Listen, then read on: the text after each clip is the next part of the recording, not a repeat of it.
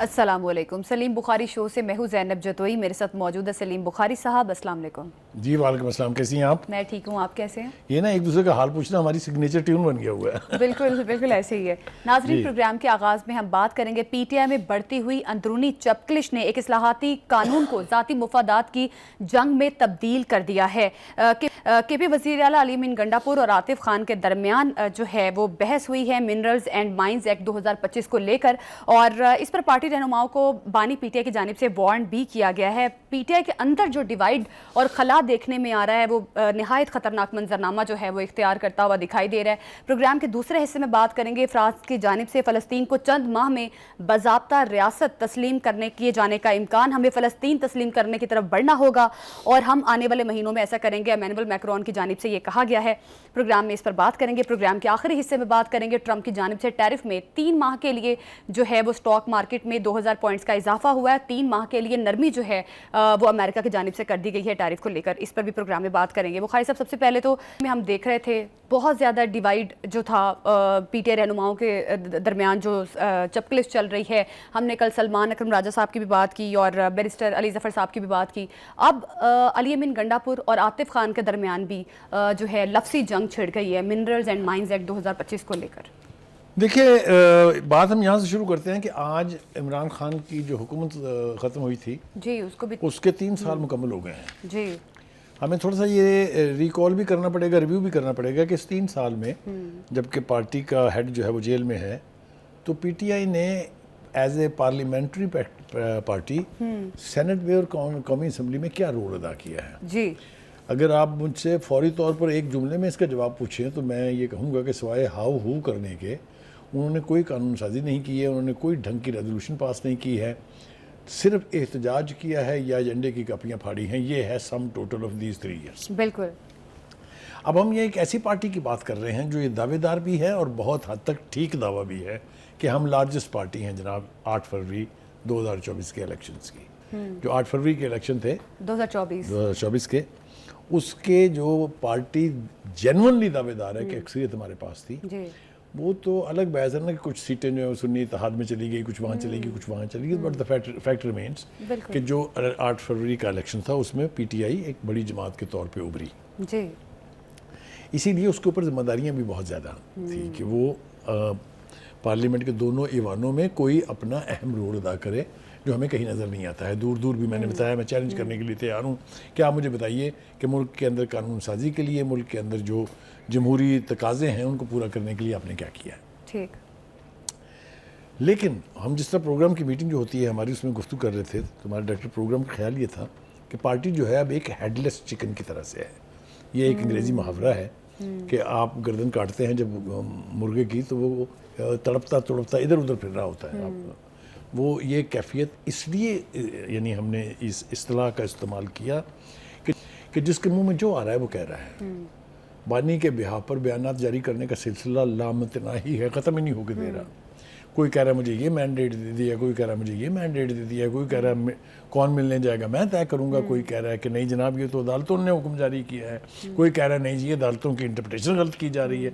एक अजीब कड़मास जिसको कहते हैं ना पंजाबी ज़ुबान में, वो मचा हुआ है पार्टी में, और पार्टी जो है वो एक तसलसल के साथ कमज़ोर हो रही है। जी, ये आपके इसका ताल्लुक आपके मानने ना मानने से नहीं है, इसका ताल्लुक ग्राउंड रियलिटीज़ से है कि जो इम्पैक्ट पीपल्स पीटीआई का बानी पीटीआई के बरसरे इक़्तिदार होते वक्त था, जो उनके इक़्तिदार से अलग होने के फौरी बाद था, और जो एक 1.5-2 साल का अरसा जेल में गुजारने के बाद अब है, इसमें वाज़ेह यानी ये 3 सेगमेंट्स हैं पीटीआई की हिस्ट्री के। और इस वक्त मैं समझता हूँ कि वो अपनी वीक तरीन पोजीशन पर है, इसलिए कि जिसको एक मुहावरती तौर पर कहा जाता है जूतियों में दाल बट रही है। बिल्कुल। बुखारी साहब, वीक पोजीशन में कैसे पहुंची पीटीआई? अगर 3 साल का अगर देखा जाए कि 8 फरवरी का इलेक्शन जिसकी हम बात भी कर रहे थे 2024 में, पीटीआई को तकरीबन काफ़ी ज़्यादा विन विन सिचुएशन रही पीटीआई के लिए, लेकिन उसके बाद पीटीआई अपनी इस पोजीशन को रिटेन नहीं कर सकी। जिस तरह से पीटीआई में अब जो देखने में चीज़ें आ रही है, तो कहाँ पे गलत पॉलिसीज़ हैं, कहाँ पे बानी पीटीआई या पीटीआई के गलत फैसले हैं जिसकी वजह से पीटीआई आज यहाँ पे खड़ी? ना सिर्फ ये कि ये सस्टेन नहीं कर पाई उस अपने मकाम को, आहिस्ता आहिस्ता उसे ज़ाया कर रही है। बिल्कुल ज़ाया कर रही यानी है। वो जो अचीवमेंट्स थी वो अब फिजल आउट हो रही हैं, which is a very alarming situation for the party. बिल्कुल। अच्छा, अब ऐसा क्यों है? उसकी वजूहात पे गौर कर लेते हैं थोड़ा सा। एक तो ये कि मुतबादल लीडरशिप पीटीआई में न बानी पीटीआई ने कभी चाहा, न उन्होंने इसके लिए कोई कोशिश की कि उनके बाद पार्टी को कौन संभालेगा, उसकी कोई ग्रूमिंग की जाए। जिन दो अशखास का नाम सामने आया उसमें एक शाह महमूद कुरैशी थे और दूसरे चौधरी परवेज़ इलाही, जिसका हमने हाल ही में एक प्रोग्राम में जिक्र भी किया था। लेकिन दोनों को ही पार्टी के काडर्स में, जो पार्टी केडर्स होते हैं, उनमें कहीं कोई पजीराई नहीं थी जी। जितनी भी मीटिंग्स हुई इस 3 साल के बीच में, किसी ने मुड़ के नहीं देखा कि परवेज़ इलाही साहब भी इस पार्टी के सदर होते हैं पंजाब के। देखा ना आपने? तो कहने का मतलब यह है कि जब कोई आवाज़ देने वाला भी ना हो और कोई उसकी सुनने वाला भी ना हो, तो बहुत कसम पुरसी की सूरत हाल होती है। ये बड़ी बड़ी पार्टियों के साथ हमने होते देखा है। हम ये भी तज़किरा कर चुके हैं कि पीपल्स पार्टी एक वक्त में पंजाब की मकबूल तरीन पार्टी थी। 3 मरतबा उन्होंने यहाँ से मैक्सिमम नंबर ऑफ सीट्स जीत के वफाक में भी हुकूमत बनाई, पंजाब में भी हुकूमत बनाई। और ये इस मिथ को किसने तोड़ा? पीटीआई ने। लेकिन पीटीआई ने भी इस तरह तोड़ा कि पंजाब में मैक्सिमम नंबर ऑफ सीट्स उनके पास थी। Is that right? जी बिल्कुल। लेकिन पीपल्स पार्टी ने अपनी पॉलिसियों की वजह से अपनी जिस मकबूलियत को खोया, उसके नतीजे में एक इलेक्शन में 1 एमएनए की सीट थी और 7 एमपीएस की सीट्स थी उस पार्टी की जो यहाँ मोस्ट पॉपुलर पार्टी रही है जी। चूँकि जब लीडरशिप का रवैया अपने वर्कर्स की तरफ, अपने वोटर्स की तरफ कैलेस हो जाए या वो ना हो जो होना चाहिए, तो फिर यही नतीजे निकलते हैं। मुझे डर है ये कि पीटीआई भी शायद इसी फेट का शिकार होने जा रही है, which will be too dangerous. क्यों? क्योंकि उनका लीडर जेल में बैठा हुआ है। जेल में बैठकर वो जितना कंट्रोल करने की कोशिश कर सकते हैं वो कर रहे हैं। लेकिन जब जेल से निकलने वाला हर आदमी एक अलग बात करेगा, एक मुख्तलिफ बात करेगा या एक दूसरे की कंट्राडिक्शन करेंगे, तो पार्टी का इम्पैक्ट ज़ाया होता है। जो धड़ाबंदी है पार्टी में, जिसके ऊपर बानी पीटीआई का कोई कंट्रोल नहीं है, फैमिली एक बात बोल रही है, वकला का एक ग्रुप एक बात बोल रहा है, जो पुराने सियासतदान हैं उमर अयूब जैसे, वो कुछ और बोल रहे हैं, जो वकला का पुराना ग्रुप है जिसमें हामिद खान साहब हैं, वो कुछ और कह रहे हैं। तो इतनी कंट्रोवर्शियल, अब मैं उस पर आ रहा हूँ, इतनी कंट्रोवर्शियल सूरत हाल में पार्टी का इम्पैक्ट भी ज़ाया हो रहा है और पार्टी की स्ट्रेंथ भी कम हो रही है। अब आइए जनाब, ये फॉरवर्ड ब्लॉक की बात जो आपने की, ये बाज़गश्त भी हम बड़ी देर से सुन रहे हैं। पहला मौका उस वक्त आया था जब 26वीं तरमीम पेश हो रही थी और ख़ुद पीटीआई ने कहा कि हमारे 12 से 16 जो एमएनएज और सेनेटर्स हैं वो अगवा कर लिए हैं इन्होंने और वो उन्हें हुकूमत ने अपनी तरफ कर लिया है। Is that right? बिल्कुल ऐसे। वो दूसरी बात है कि हुकूमत ने मुनासिब नहीं समझा कि उनमें से कोई भी वोट दे, क्योंकि मौलाना फजल रहमान साहब आके मिल गए थे उनके साथ। तो वो मौका था कि उन 16-17 लोगों को लेके एक फॉरवर्ड ब्लॉक की तश्कील की जा सकती थी, लेकिन एस्टेब्लिशमेंट ने क्यों ऐसा नहीं चाहा, मैं उनको कोई बहुत ज़्यादा क्रेडिट देना नहीं चाहता, लेकिन उन्होंने इस मौके से फ़ायदा नहीं उठाया। अब दूसरी बार ये मौका है कि पार्टी में इतनी कॉन्ट्राडिक्शंस हैं। केपीके का सूबा जहाँ पर उनकी अपनी हुकूमत है, वहाँ की कंट्रोवर्सी आपके सामने है। अली अमीन गंडापुर से सदारत छीन ली जाती है, उसके सारे सपोर्टर जो हैं उनके खिलाफ एक दूसरा ग्रुप खड़ा हो जाता है, जिसकी क़यादत जुनैद अकबर कर रहे हैं, जिसमें आतिफ खान है, जिसमें शराम तरकई साहब हैं, बहुत सारे फैक्टर्स हैं। तो एक सूबा जहाँ पर पीटीआई की अपनी हुकूमत है, अगर वहाँ भी डिवीज़न है तो सूरत हाल बहुत गंभीर है, बहुत खौफनाक है। एक दूसरी बात यह है कि अब कौन पार्टी का नुमाइंदा है, कौन पार्टी का स्पोक्स पर्सन है। ये बात बहुत शुरू से कही जा रही थी कि इतने स्पोक्स पर्सन पानी पीटीआई ने रख लिए थे कि कौन कितना क्रेडिबल है ये तय करना ही। एक वक्त में सबसे ज़्यादा स्ट्रॉन्ग वॉइस जो थी पीटीआई की वो थे फयाजुल हसन चौहान जी, कहाँ है वो। उसके बाद दूसरी आवाज़ थी जहांगीर तरीन, कहाँ है वो। पंजाब में थे अलीम खान, कहाँ है वो। तो कहने का मतलब ये है कि इतने स्पोक्स पर्सन जब आप रख लेंगे तो उससे आपको अपने ऑब्जेक्टिव अचीव करने में मुश्किलात पेश आती हैं, क्योंकि हर आदमी अपनी अपनी तूती बोल रहा है। ठीक है, अब क्या हो रहा है, जेल में जो लोग मिलने जाते हैं, अब ये जो कंट्रोवर्सी आज़म सवाती के हवाले से शुरू है, ये मैं समझता हूँ कि ये आखिरी कील ना कहीं साबित हो। वो कहते हैं कि मुझे तो जी बानी पीटीआई ने मैंडेट दिया कि मैं जाके एस्टेब्लिशमेंट से बात करूँ। ये बात सच है ये वो झूठ नहीं बोल रहे हैं। अलबत्ता पार्टी के वो लोग झूठ बोल रहे हैं जो कहते हैं कि नहीं जी, वो तो कहता है मैंने कोई ना डील करनी है ना मैंने ढील लेनी है, मैं तो जी अदालतों के जरिए बाहर आऊंगा, तो फिर तो बानी पीटीआई बाहर नहीं आते। जितने केसेस उनके ऊपर बने हुए हैं जो इनके बकौल 200 और हकायक में 150 के करीब है, तो वो उन सब में से तो अदालत जो उनको क्लीन चिट नहीं देगी। अभी एक शॉर्ट ब्रेक लेते हैं, हमारे साथ ही रहिएगा।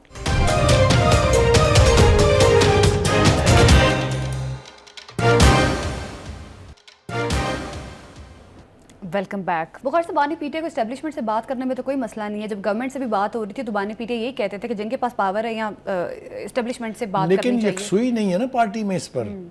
पार्टी के मुख्तलिफ लोग जो हैं, चाहे वो उमर अयूब हैं, चाहे वो बैरिस्टर गौहर हैं, चाहे वो सलमान अकरम राजा हैं, मुख्तलिफ बातें कर रहे हैं। और जब तक ये कंट्राडिक्शंस रहेंगी इनके अपने बयानात में, तो कोई बंदा सीरियसली नहीं लेगा। अभी अली अमीन गंडापुर और आतिफ खान वाला मामला जो है वो आपके सामने है। मिनरल्स एक्ट जो है उसमें भी काफ़ी ज़्यादा इनमें बहस हुई है। तो बानी पीटीआई ने वार्न भी कर दिया पीटीआई लीडरशिप को कि वो मोहतात रहें अपने वो और क्या कर सकते हैं जेल में होते हुए। और ये वार्निंग बड़ी सीरियस वार्निंग है एक्शन लिया जाएगा कि इसका मतलब ये है कि बानी पीटीआई को जेल में बैठ के इस बात का इदराक है कि बाहर जो है ऑल इज नॉट वेल। ठीक है ना जी। और दूसरी बात यह है कि एक और जो अजीबोगरीब सूरत हाल है वो ये कि इसका जो पीटीआई का जो सोशल मीडिया विंग और ख़ास तौर से जो उसके यूट्यूबर्स थे, they have probably become larger than party.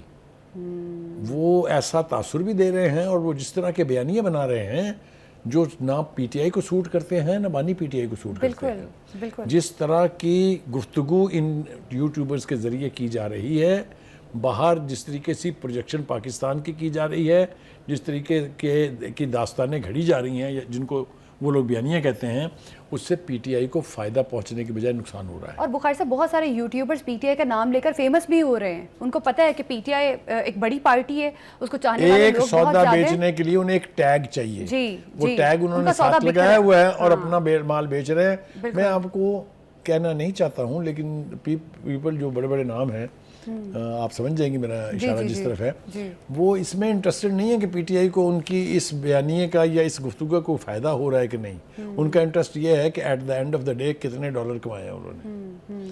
ये जो लोग यहाँ से जाके बाहर सेटल हुए हैं ना पीटीआई के स्पॉन्सर्स के जरिए, है ना 6, 7, 8 नाम तो बड़े बड़े हैं, ये सारे के सारे are interested in earning dollars, not in serving the cause of the PTI. वसूख से मैं कह रहा हूँ। और ये आने वाला वक्त साबित करेगा। ये आवाज़ें भी पीटीआई के अंदर से उठेंगी कि these people are not sincere with the party, they are only sincere with themselves to earn money. Having said that, देखिए वो एक और जंग है, वो है पीटीआई का वर्कर और पीटीआई का वोटर। उनके वोटर्स को कोई शटर नहीं कर सका अभी तक। पीटीआई का वोटर इंटैक्ट है, ठीक है, लेकिन पीटीआई का जो वर्कर है उसके अंदर अब दरारें हैं।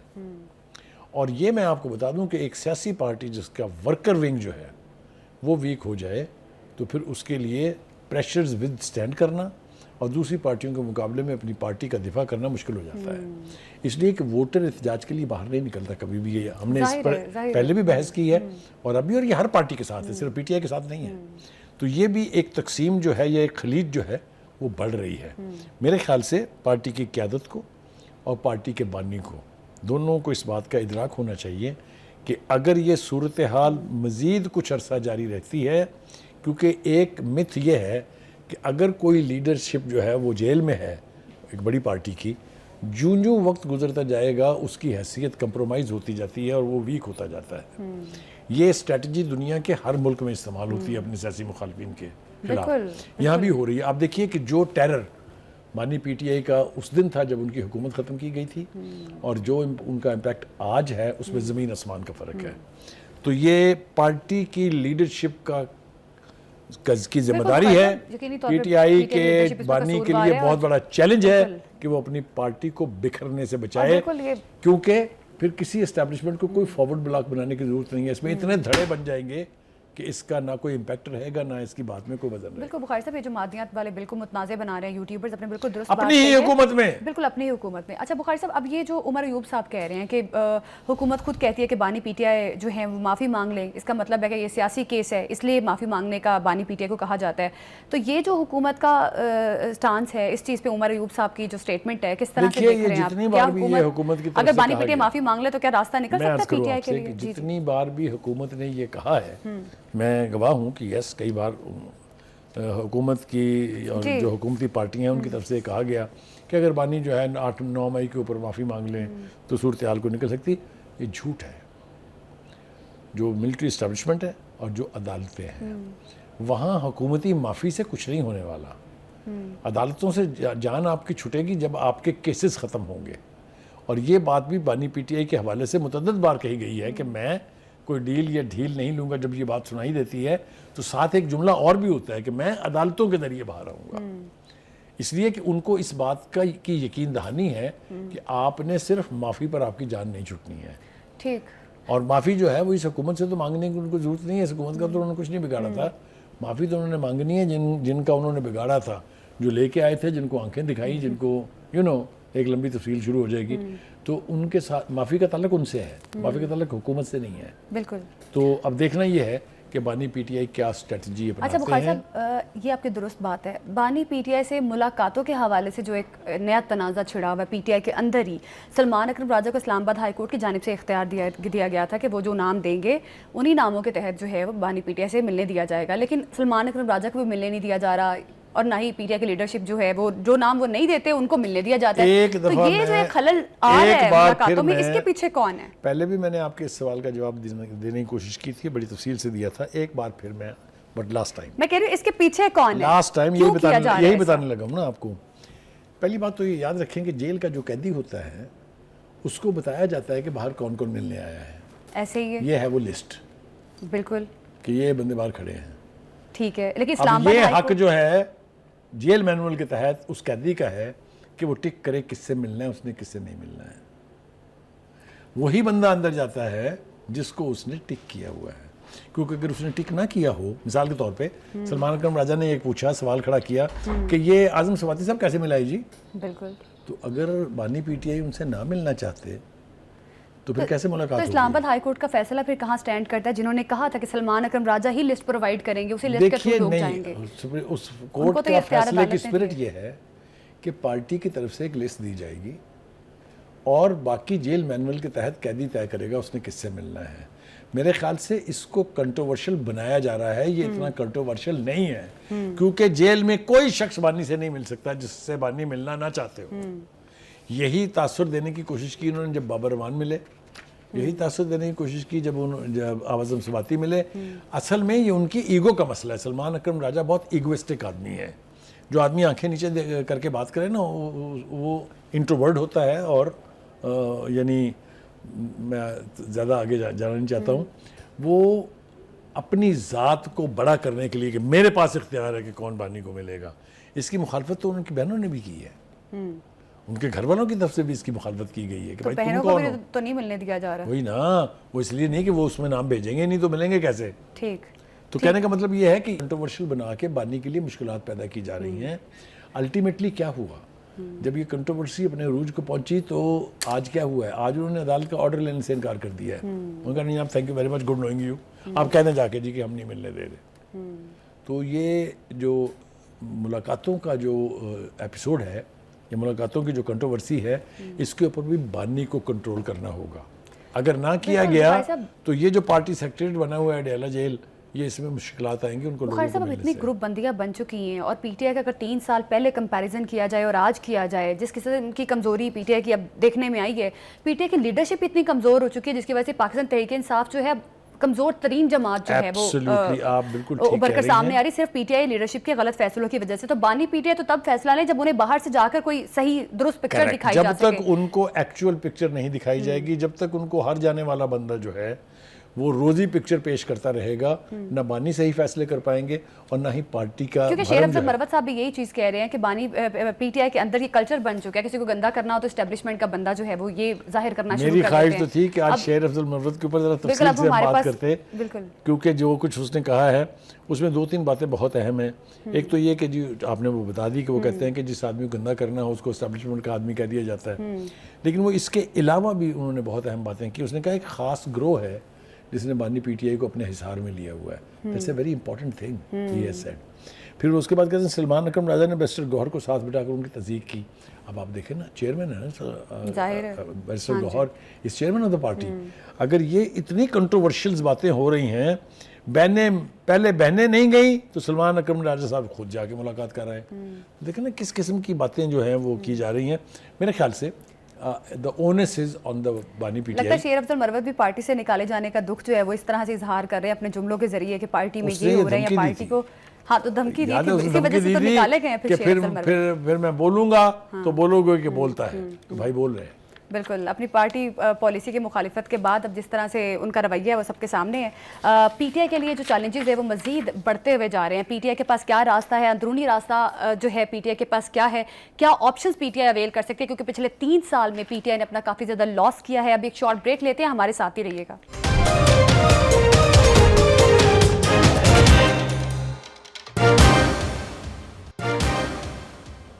Welcome back. फ्रांस की जानिब से फ़लस्तीन को बाज़ाब्ता तौर पर रियासत तस्लीम किए जाने का इम्कान। बुखारी साहब, अब फ्रांस की जानिब से ये स्टेप लिया गया है कि हम फ़लस्तीन को जो है अलहदा रियासत जो है वो कहेंगे और तस्लीम करेंगे, और इस हवाले से जून में एक मीटिंग भी होनी जा रही है और इसमें भी कहा गया है कि हम इस पॉइंट को आगे रखेंगे कि फ़लस्तीन एक अलहदा रियासत है।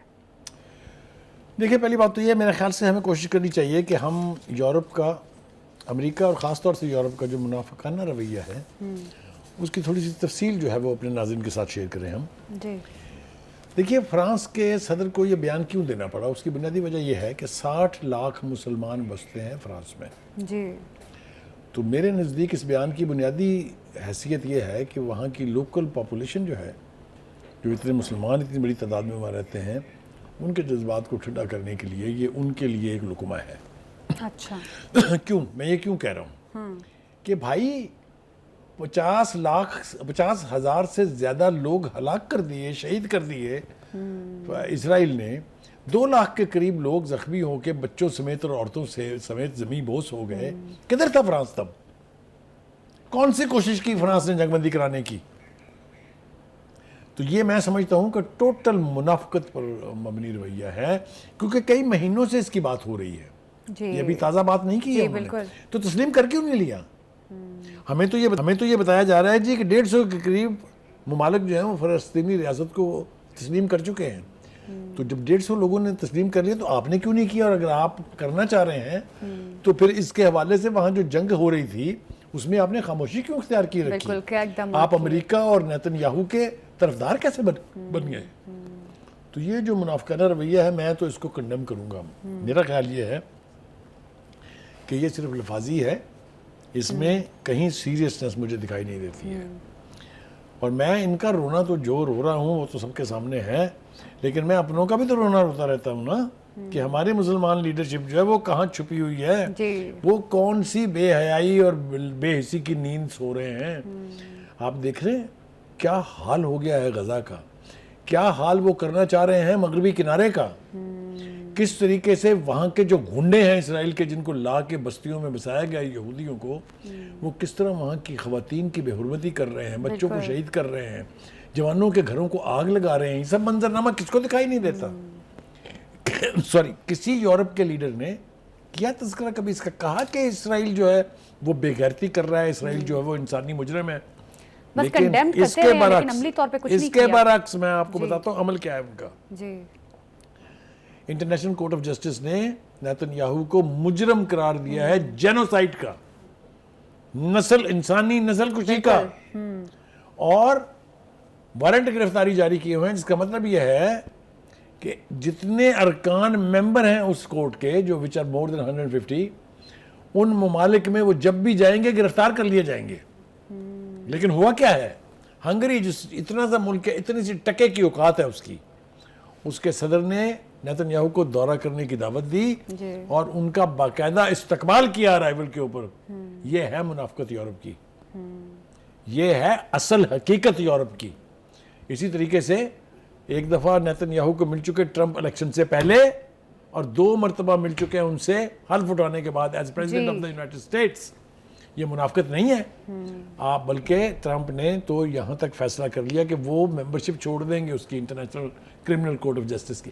और यार ये रवैये हैं, इंसानी लाशों को, बच्चों की लाशों को देख के आप इतने संगदिल हैं, आप इतने रुथलेस हैं कि आपके कान पे जू नहीं रेंगती हैं। आप सपोर्ट कर रहे हैं उस बेगैरत शख्स की जो इंसानियत का कातिल है, आप उसके साथ खड़े हैं, आप उसको तहफ़्फ़ुज़ दे रहे हैं, आप दुनिया के दूसरे ममालिक से उसकी खातर दुश्मनी मोल ले रहे हैं। ईरान ने अमेरिका को बराह रास्त क्या कहा है? कुछ भी नहीं कहा, उसने तो सिर्फ उन कुव्वतों का साथ दिया है जो फ़लस्तीनियों के राइट के लिए लड़ रही थी। यही जुर्म है ना? बिल्कुल ऐसे है। तो कहने का मतलब ये है कि आप इसराइल को प्रोटेक्शन फराहम करने की वजह से ईरान पर चढ़ दौड़े। आप दे रहे हैं सुबह से शाम तक धमकियां उसको। वो तो खैर हो, अल्लाह करे कि वो कायम रहें इसके ऊपर। उनका हमने आपसे बराह रास्त बात नहीं करनी, कर लो जो करना है। धमकी दी गई कि जी फिर हम वो अपने जो हमारा आ रहा है फॉर्म मिनिस्टर से बात करने के लिए, हम उसका दौरा कैंसिल कर देंगे। उनका जी आप कर दें, हम आपसे बराह रास्त नहीं बैठ के बात करेंगे। अब देखते हैं क्या होता लेकिन है। ट्रंप जब धमकियां देता है तो करता तो वही है जो वो कहते हैं। अगर हम देखिए, गजा अब की ये बात करें तो गजा के साथ भी सारा उन्होंने इस बात पर यही है। कुछ किया है कि वो रियल एस्टेट का प्रोजेक्ट समझते थे गजा पर देखिए, कब्जा correct, करना। बिल्कुल आप डील ठीक भी है। जो खत्म हुई है वो इनकी वजह से हुई है, बिल्कुल आप क्योंकि ठीक ये है। इसराइल को पूरी बैक कर रहे हैं। तो अब ईरान जो कर रहा है, आपके ख्याल में क्या ईरान, हम कई बार प्रोग्राम में ये बात भी कर चुके हैं, ईरान के अंदर क्या इतनी सख्त या इतनी पोजीशन है कि ईरान, अगर अमेरिका कल को हमलावर होता है तो ईरान अमेरिका का मुकाबला कर ले? मैंने कई मरतबा वो बयान जो है अहमदीनेजाद का दोहरा चुका हूँ अपने प्रोग्रामों में। जी। देखिए, वो जंग आमद, तंग आमद बजंग आमद। अगर आप ईरान का नातका बंद करना चाहेंगे तो ईरान अपनी सर्वाइवल की लड़ाई लड़ेगा। मैं बार बार कह चुका हूँ कि Iran is not an easy prey. उनके जो 7 टियर्स ऑफ सिक्योरिटी हैं, उनको पेनिट्रेट करना अगर मुमकिन होता तो अब तक अमेरिका ईंट से ईंट बजा चुका होता है ईरान की। और अब तो ईरान को इतना स्पेस मिल गया है कि उसने अपने डिफेंसेस को बेहतर किया है, अपना मिसाइल सिस्टम बनाया है। और बकौल वहाँ के लीडरशिप के, अगर आपने हमें तंग किया, अगर आपने हमारी ना मानी, तो फिर हम न्यूक्लियर ऑप्शंस पर जाएंगे। ये अली लारीजानी ने भी कहा है, ये खामेनाई ने भी कहा है, ये प्रेसिडेंट पुशकियान ने भी कहा नुकसान तो है। दोनों साइड पे होगा।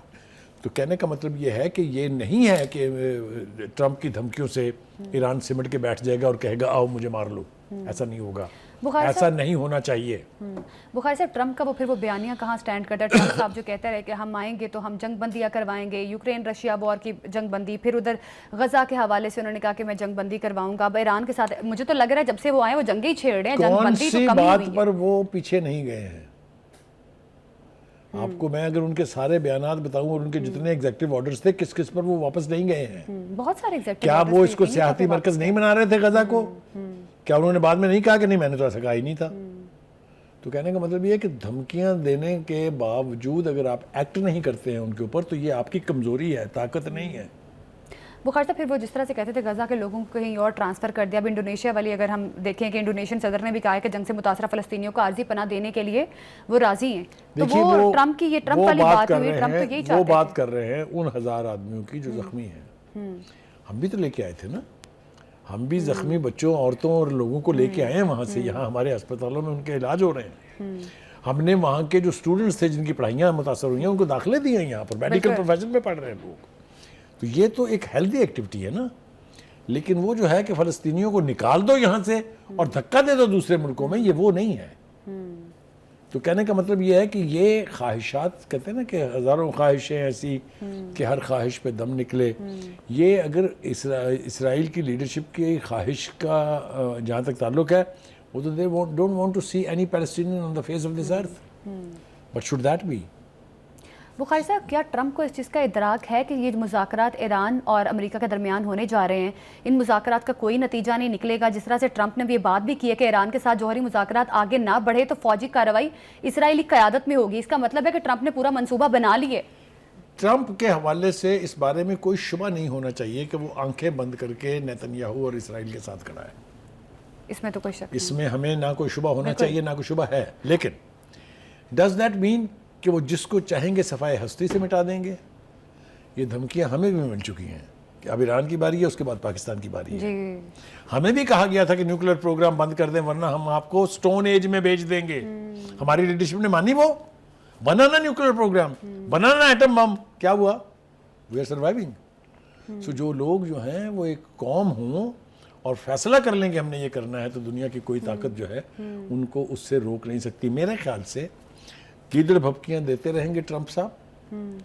अल्टीमेट फैसला ये करना होगा उन्हें कि इतने हजार मील दूर बैठ के क्या वो ईरान के साथ एक नई जंग छेड़ने जा रहे हैं और क्या उसके नतीजे में इसराइल को कोई ज़ौफ नहीं पहुंचेगा। मेरे ख्याल से ये एक दीवाने का ख्वाब तो हो सकता है, हकीकत का इससे कोई ताल्लुक नहीं है। अगर ईरान के ख़िलाफ़ इन्होंने इस तरह की जंग जारी की शुरू की तो इंजाम दोनों के लिए ही खौफनाक हो सकता बुखारी है। साहब, लेकिन जिस तरह से ट्रंप ने इसको कंडीशनलाइज कर दिया है कि डायरेक्ट या इनडायरेक्ट टॉक्स, बिलवास्ता या बिलावास्ता मुज़ाकरात, अब मुज़ाकरा शुरू होने से पहले तो इन्हें ये डिसाइड करना पड़ेगा कि मुज़ाकरा डायरेक्ट या इनडायरेक्ट हो भी सकते हैं या नहीं हो सकते। ईरान की लीडरशिप ने कैटेगोरिकली ये बयान कर दिया है कि आपसे बिलवास्ता होंगे, बिलावास्ता नहीं होंगे। बिल्कुल बिल्कुल। अब हफ्ते में कितनी देर रह गई है जनाब? 2 दिन रह गए एक दो दिन, ना। वो अभी तक अपने इस स्टेटमेंट के ऊपर अड़े हुए हैं। आपने देखा आज भी जो बयान हमारे सामने हैं, हम बात भी कर रहे थे कि नेतन्याहू ने और जो ट्रंप ने जो धमकियां दी हैं उसके जवाब में उन्होंने यही कहा है, हम आपसे बराह रास्त बात नहीं करेंगे, क्योंकि जब बराह रास्त बात करने के लिए कंडीशंस हों जाहिर है और ये कहा जाए कि ये भी होगा ये भी होगा, तो ये तरीक़ाकार और ये सिस्टम गुफ्तगू का हमें ना मंजूर है और ना हम इस तरह की गुफ्तगू बिल्कुल। कभी ये करेंगे। तरीकाकार कभी भी मुज़ाकरात या गुफ्तगू का नहीं होता। और एटमी मुज़ाकरात 2 रोज़ कबल वाशिंगटन ने ईरान पर नई पाबंदियां भी आयद कर दी गई हैं। अब हफ्ते के रोज़ होने वाले मुज़ाकरात जो हैं वो क्या रुख इख्तियार करते हैं ये देखना होगा। अभी एक शॉर्ट ब्रेक लेते हैं, हमारे साथ ही रहिएगा।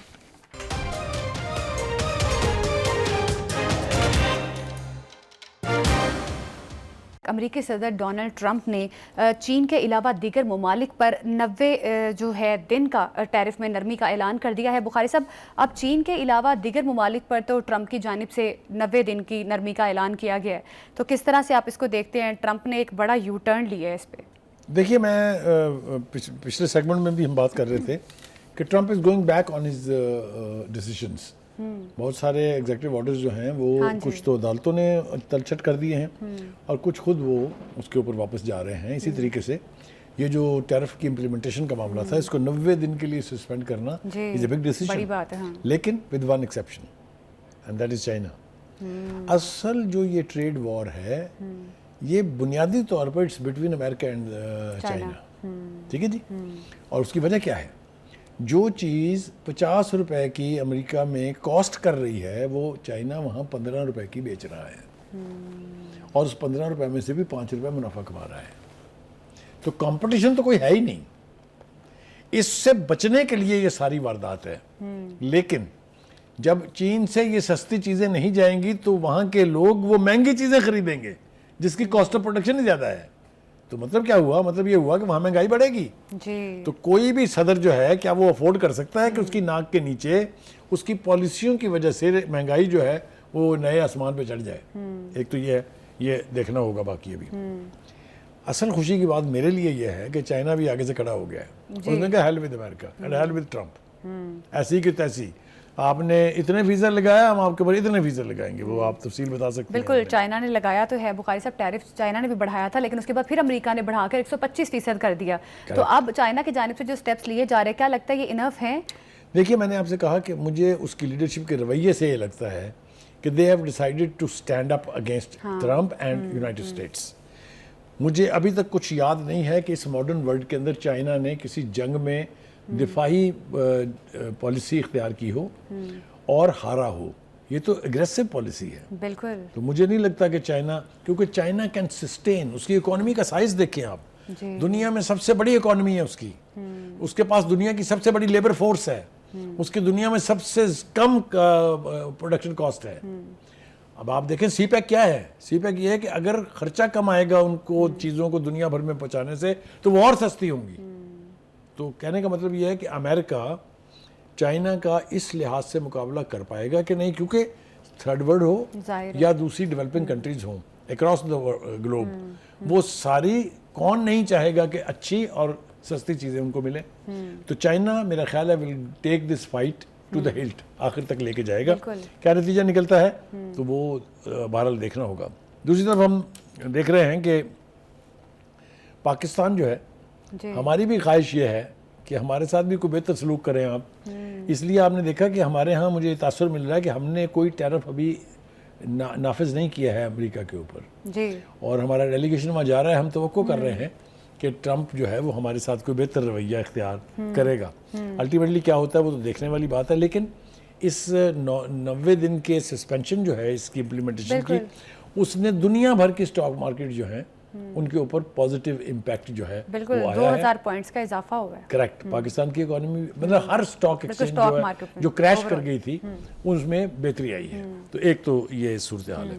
दूसरी तरफ हमारे यहाँ जनाब इसका इम्पैक्ट जो है उससे ये डेलीगेशन जाएगा, इसके नतीजे में क्या डेवलपमेंट होगी, उसके बाद हमारे यहाँ किस किस्म की बिल्कुल। पॉलिसी ये साजी जो नई होगी। टैरिफ पॉलिसी जो है ट्रंप की जानिब से आयद की गई थी, अब इस पे जो है ये कहा जा रहा है कि 3 माह की नरमी दी जाएगी, लेकिन चीन के अलावा चीन की जानिब से कहा जा रहा है कि अगर अमेरिका इस किस्म की धमकियां लगाएगा तो इसका भरपूर तरीके से मुकाबला किया जाएगा। इसी के साथ प्रोग्राम से हमें दीजिए इजाज़त। अल्लाह हाफिज़।